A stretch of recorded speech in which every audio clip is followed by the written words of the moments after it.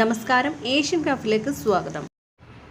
ചാലിയാർ ഇരകൾക്ക് നഷ്ടപരിഹാരം നൽകണം. ചാലിയാർ സംരക്ഷണ സമിതി ഗോളിയോ റയോൺസ് കമ്പനിയിൽ നിന്നുള്ള മലിനീകരണം മൂലം ജീവനും സ്വത്തിനും നഷ്ടം സംഭവിച്ചവർക്ക് നഷ്ടപരിഹാരം നൽകാൻ നടപടി ആരംഭിക്കണമെന്ന് വാഴക്കാട്ട് ചേർന്ന പരിസ്ഥിതി പ്രവർത്തക സംഗമം ആവശ്യപ്പെട്ടു.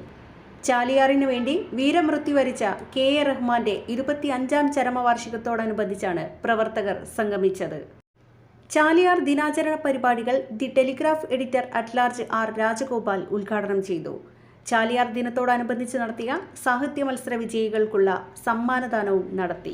പത്രങ്ങളിലും ടിവിയിലും മറ്റ് മാധ്യമങ്ങളിലൊക്കെ അവിടുത്തെ ഒരു പൊല്യൂഷൻ, മലിനീകരണം എന്നുള്ള കാര്യം മാത്രമാണ് ചാലിയാറിനെ കുറിച്ച് പൊതുവെ. ചാലിയാർ സമരപോരാളിയും പത്രപ്രവർത്തകനുമായ C Surendranath, green movement general secretary T V Rajan, panchayat president C V Zakariya, B P Rasheed, K A ബുബ്ഷു Thahir Kunhi, M P Chandran, A N Rahman, Praveen Akkode, Anwar Shareef, K A Shukkoor എന്നിവർ സംബന്ധിച്ചു.